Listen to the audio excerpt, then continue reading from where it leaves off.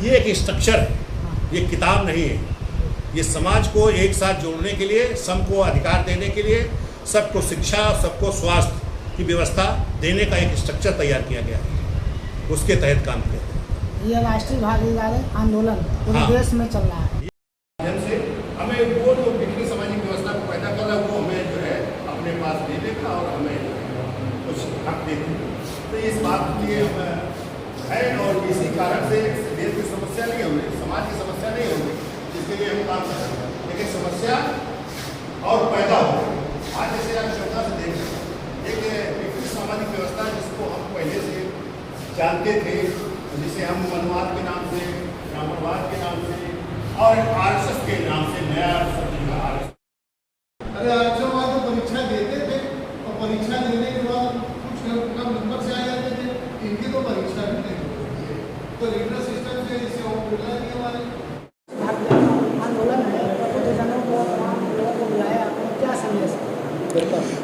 देखिए, इसका संदेश यही है कि यह देश सबका है, सबकी भागीदारी सुनिश्चित करना है हर स्तर पर, वो चाहे नेतृत्व हो या सामाजिक हो या रोजगार कार्य हो, इसमें शिक्षा और स्वास्थ्य में भी सबकी भागीदारी सुनिश्चित हो। यह देश सबका है, सबकी भागीदारी करना है।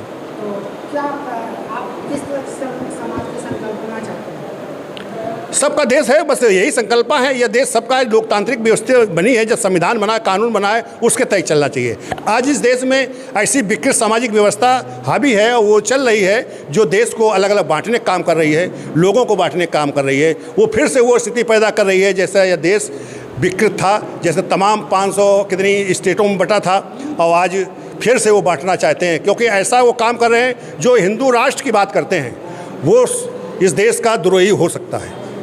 इसमें कोई वो बात नहीं, क्योंकि वो ऐसी व्यवस्था को लागू करना चाहता है कि कैसे जातियां रहेंगी, खड़ी व्यवस्था रखना चाहता है और सबके श्रेष्ठ रहना चाहता है। इस व्यवस्था को ख़त्म हो तो ये ख़त्म दूसरा नहीं करने आएगा, ये समाज ही खत्म करेगा जिसके ऊपर जुर्म हो रहा है, अन्याय हो रहा है।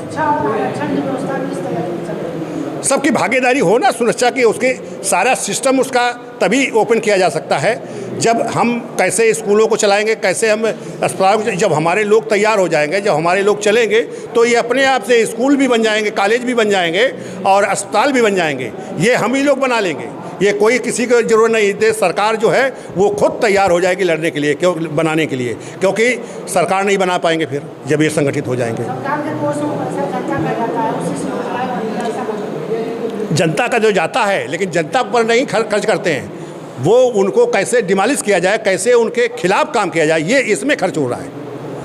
आज लोन जैसे है, लोन की व्यवस्था पूरे देश में बनी है, लेकिन आज वो दलित है और मुस्लिम को इसको कतई लोन ही नहीं दिया जा रहा है।